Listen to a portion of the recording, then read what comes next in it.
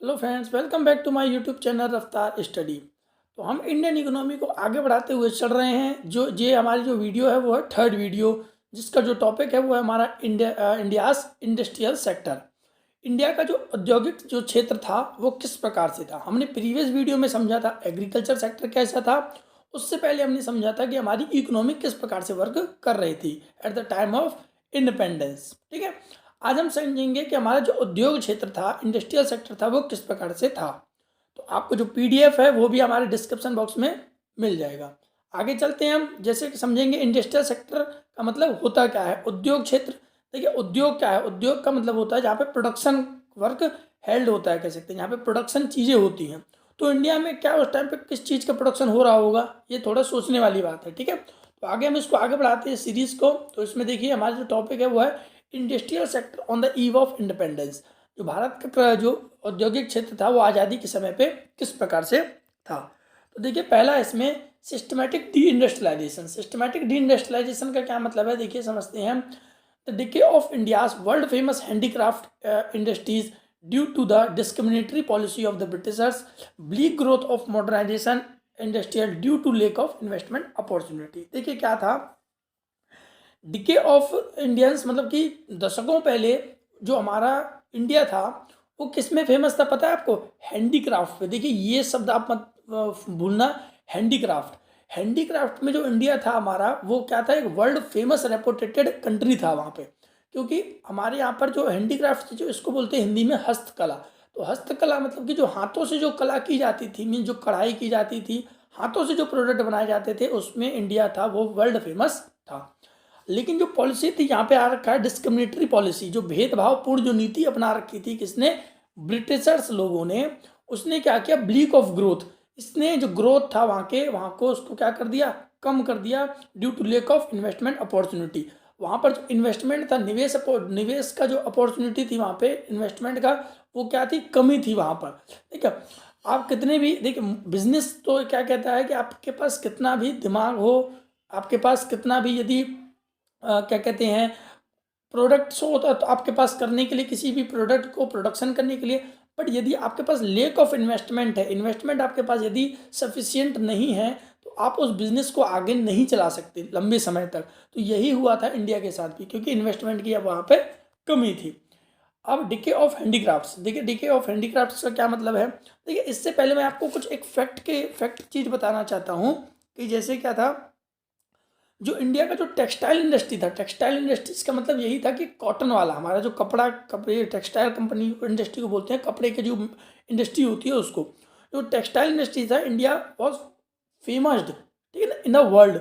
World में पूरे में बहुत ज़्यादा फेमस था। अब ये मिल था कहाँ पे ये टेक्सटाइल कंपनी, जो इसके लिए आज हम बांग्लादेश के नाम से जानते हैं, वहीं पर है ये। कौन सा हमारा, क्योंकि ढाका में बांग्लादेश, अब जिसकी कैपिटल बांग्लादेश है, ठीक है ना, वहाँ पर टेक्सटाइल इंडस्ट्री है, वो वर्ल्ड फेमस आज भी कह सकते हैं, हम कह सकते हैं है। वर्ल्ड का सेकंड लार्जेस्ट जो प्रोडक्शन होता है हमारे टेक्सटाइल कॉटन कंपोज का, कपड़े का, वो आज भी कहाँ होता है, बांग्लादेश में होता है। मोस्ट ऑफ द जो कपड़े आते हैं हमारे टेक्सटाइल कंपनी के, वो भी बांग्लादेश से ही आते हैं। ठीक है ना, मलमल खास का जो कपड़ा है वो भी। तो ये हमारे कुछ फैक्ट्स थे हमारे। ठीक है, देखिए कॉटन से बने, जूट से बने, डिफरेंट टाइप्स के, मतलब हमारे पास जो हैंडीक्राफ्ट था उसमें हम वर्ल्ड फेमस थे। ठीक है ना, आगे चलते हैं। Decay of handicrafts, before the Britishers came to India our industry was world famous for the its excellence the quality of handicrafts. मैंने बताया था कि ब्रिटिशर्स से आने से पहले हमारे जो इंडिया था वो वर्ल्ड फेमस था, excellent quality of handicraft. Handicraft में एक बहुत अच्छा रेपुटेशन बताया था मैंने, जिसने बना रखा था। ठीक है ना, ब्रिटिश राज में हैंडीक्राफ्ट इंडिया का वो क्या था, वर्ल्ड फेमस और रेपुटेशन था, क्वालिटी भी बहुत बेहतरीन थी। बट मेन रीजन क्या था वहाँ का, डिके ऑफ द हैंडीक्राफ्ट और discriminatory tariff policy state. But ये एक तो जो कह सकते हैं डिस्क्रिमिनेटरी जो पॉलिसी अपना रखी थी जो ब्रिटिशर्स ने, उसने उसके लिए क्या कर दिया, एक प्रॉब्लम क्रिएट कर दिया था वहाँ पे। ठीक है ना, देखिए और यदि हम समझें तो the Britishers found India's best source of raw materials. India से क्या होता था, बेस्ट रॉ मटेरियल्स मिल जाते थे उनको। ठीक है ना, इसलिए उन्होंने एक सोर्स बना रखा था इंडिया को। इंडिया का देखो वैसे तो कोई मोटिव नहीं था, बट इंडिया से वो लोग रॉ मटेरियल्स बना लेते थे। ठीक है ना, आगे समझते हैं उसको और अच्छे तरीके से। ठीक है, reason of the decay of the handicraft. और देखिए रीजन क्या था कि जो हैंडीक्राफ्ट था हमारा वो क्या हो गया, डिस्ट्रॉय हो गया। ठीक है ना, ये क्वेश्चन आपके बनता है कि रीजन क्या था, what is the reason behind the decay of handicrafts. इन जो भारत के हस्तकला के बिगड़ने के पीछे क्या कारण था उसका। ठीक है ना, तो देखिए क्या है, discriminatory tariff policy of the state. देखिए क्या था, भेदभावपूर्ण एक टैरिफ लगा रखा था। कैसे, Britishers found India best source of raw material. मैंने बताया था इंडिया, जो ब्रिटिशर्स ने एक अच्छा जगह ढूंढ रखा था रॉ मटेरियल के लिए, जो कि इंडिया था, and best market for their finish goods, और एक अच्छा मार्केट भी बन चुका था इंडिया फिनिश गुड्स को तैयार करने के लिए। देखिए ब्रिटिशर्स क्या करते थे, रॉ मटेरियल्स तो इंडिया से ले जाते थे, उनको कन्वर्ट करते थे फिनिश गुड्स में। ठीक है, जैसे मान लीजिए मैं छोटा सा एग्जांपल लेता हूँ, यहाँ से लकड़ी ले जाते थे, पेड़ों को जैसे काट लिया ले गए, अब वो रॉ मटेरियल है, ले जाने के बाद then after converted into furnitures and different furniture types बोल सकते हैं, जो असेट्स बना दिए जाते थे, उनके गुड्स बना दिए जाते थे, उनको ला करके इंडिया मार्केट में सेल भी किया जाता था। अब लोगों की जरूरत होगी तो वो खरीदेंगे भी, तो वही सेम पॉलिसी कौन अपना रहा था, ब्रिटिशर्स अपना रहे थे। रॉ मटेरियल को ले जाते थे, फिनिश गुड्स में कन्वर्ट करके इसको यहाँ पे बेचते थे। They started the following discriminatory policy tariff according to which. अब उन्होंने डिस्क्रिमिनेटरी पॉलिसी किस प्रकार से अपनाई थी। देखिए जो अब मैं बता रहा हूँ ये मोस्ट इंपॉर्टेंट है, आप एग्जाम में इतना भी लिख देंगे तो भी आपको मार्क्स गेन हो सकते हैं। देखिए क्या था, the export of raw material from India tariff free. Export करना, देखिए यहाँ से वो लोग वहाँ ले जाते थे, अपने देशों में ले जाते थे, वो फ्री कर रखा था। ठीक है ना, मतलब देखिए आज यदि हम लेके जाते हैं तो कुछ ना कुछ टैक्स पेमेंट करना पड़ता है, बट पहले नहीं किया था क्योंकि सरकार ही उनकी थी। ठीक है, अपने मतलब से काम कर रहे थे वो, तो टैरिफ क्या था, फ्री था। The import of British industrial product in India free. अब देखिए यहाँ पे FTA चल रहा था, फ्री ट्रेड पॉलिसी, FTP होता है जो फ्री ट्रेड पॉलिसी चला रखी थी। कैसे कि फ्री में ही ले जाना है और फ्री में ही लेके आना है। अब फ्री में लाने का मतलब बेचना नहीं है, फ्री में इंपोर्ट एक्सपोर्ट में जो ड्यूटी लगती थी बट वहाँ पर उस टाइम पे नहीं थी। ठीक है ना, तो एक्सपोर्ट फ्री था, इंपोर्ट भी फ्री था। ठीक है ना, मार्केट में वो पेनिट्रेशन कर सकते थे इजीली तरीके से। ठीक है ना, then heavy duty tax was placed on the export of Indian handicraft product. देखिए क्या था, अब यहाँ पे लगाया जा रहा था, जब वो लोग एक्सपोर्ट कर लेते थे इन चीज़ों को, इंपोर्ट कर लेते थे, तो इंडिया के जो हैंडीक्राफ्ट प्रोडक्ट था उस पर टैक्स लगाते थे। अब जब बेचेंगे उस प्रोडक्ट को तो फिर वो हाई प्राइस में जाता था। British finished good product capture India market.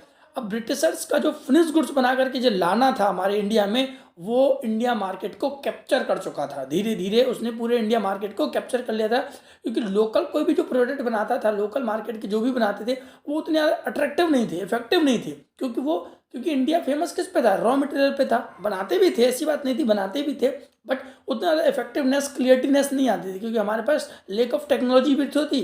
अब उनके पास सफिशिएंट टेक्नोलॉजी भी थी, नॉलेज भी था कह सकते हैं, तो वो अच्छे तरीके से करके लाते थे, पीपल्स अट्रैक्टिव होते थे। ठीक है ना, उसकी ओर। Therefore the decay of handicraft was the result. अब मैंने बताया यही एक सबसे मेन कारण हो गया कि इंडिया का जो हैंडीक्राफ्ट था वो क्या हो गया, डिस्ट्रॉय हो गया। आगे डिसअपीयरेंस ऑफ प्रिंसली कोर्ट्स। देखिए डिसअपीयरेंस ऑफ प्रिंसली कोर्ट्स का क्या मतलब है यहाँ पे। At the time of independence India was divided into 2 sets of territories.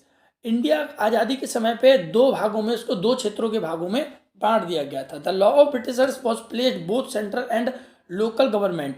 देखिए जो लॉ था, जो कानून था ब्रिटिश इंडिया का, देखिए ब्रिटिश इंडिया क्यों कहा गया, कि ब्रिटिशर्स ने इस पर क्या किया था, रूल किया था, इसलिए ब्रिटिश इंडिया कहा गया था उस टाइम पे। तो उनकी जो लॉ था, जो कानून बना रखा था, उन्होंने सेंट्रल और लोकल गवर्नमेंट दोनों के लिए ही बना रखा था, which means that princely state somehow exist under the influence of the law. ठीक है ना, तो उससे क्या मतलब था कि जो प्रिंसली स्टेट बना रखे थे वो क्या कर इन्फ्लुएंस कर रहे थे उसके लॉ को, मतलब बढ़ावा दे रहे थे कि ब्रिटिशर्स के जो लॉ है वो ठीक है, अच्छे हैं, उनको और ज़्यादा इन्फ्लुएंस दे रहे थे वो लोग। ठीक है, local rulers encourage the handicraft. जो लोकल रूलर्स थे वहाँ के, वो क्या कर रहे थे, एनकरेज हो रहे थे या फिर एनकरेज कर रहे थे हैंडीक्राफ्ट को, making them reputed world wide. अब वो जो ब्रिटिशर्स के द्वारा वो लेकर के आ रहा था, वो प्रसिद्धि प्राप्त कर रहा था अपने आप को, मतलब कि रेपुटेशन क्रिएट कर रहा था कि ब्रिटिशर्स के द्वारा इंडिया में जो प्रोडक्ट बेचा जा रहा है हैंडीक्राफ्ट का, वो वर्ल्ड फेमस है। With the great influence of the British law and the discriminatory policy the decay of handicraft took place. मैंने बताया यही एक मेन रीजन हो गया वहाँ का, कि जो डिस्क्रिमिनेटरी पॉलिसी बना रखी थी, भेदभावपूर्ण, कि उन्होंने भेदभावपूर्ण इसलिए कहा गया है क्योंकि वो अपने मतलब से लॉ को बनाते थे, अपने हिसाब से लॉ को खत्म कर देते थे, तो ये उसका मेन कारण रहा था। ठीक है ना, competition of man made products, sorry man नहीं, मेड प्रोडक्ट्स, मशीनरी मेड्स, ठीक है, कंपटीशन मशीनरी मेड्स प्रोडक्ट्स का था। जैसे मैंने अभी बताया था ना कि उनके पास टेक्नोलॉजी थी, अट्रैक्टिवनेस था प्रोडक्ट पर। कैसे? The machine made product from the Britain were low cost. अब जो ब्रिटेन से जो प्रोडक्ट बन के आ रहा था उसमें लो कॉस्ट था। किसमें?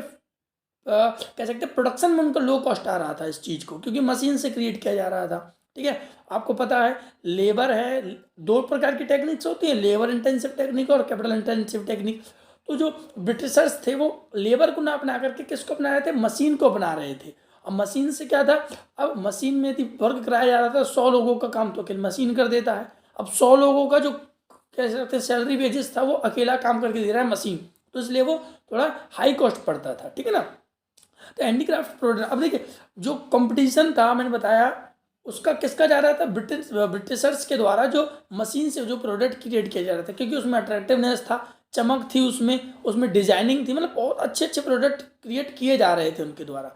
This competition force the India's craftsman to set their enterprises forever. यही एक कंपटीशन ऐसा रह गया जिसने इंडिया के जो क्राफ्टमैन थे, जो प्रोडक्ट बना रहे थे, उसके एंटरप्राइजेस को सेट करने के लिए हमेशा शट डाउन, हमेशा बंद करने के लिए मजबूर बना दिया उन लोगों को, क्योंकि उनके प्रोडक्ट ना के बराबर बिकते थे। और प्रोडक्ट बनाने से क्या फ़ायदा था? बिकना भी तो मेन पड़ता है ना उनके लिए। देन आता है new pattern of demand. New pattern of demand का क्या कहने का मतलब है?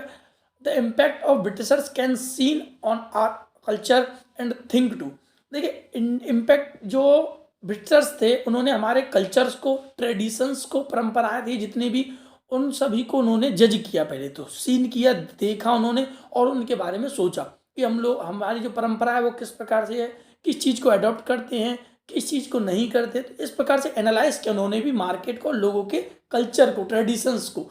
Then this leads to the emergence of the new class and new pattern of class that preferred the Britishers product against India product.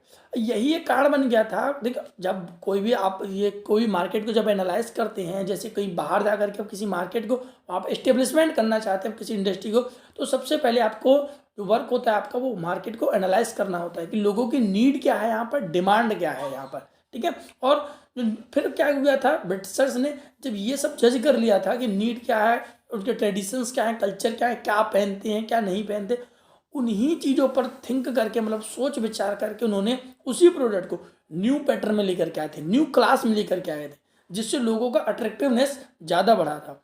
ठीक है ना।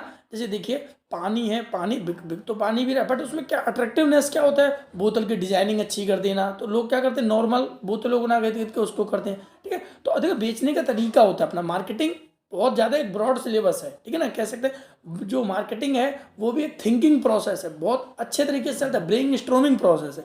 तो सेम प्रोसेस इन्होंने ब्रिटिशर्स ने अपनाया था।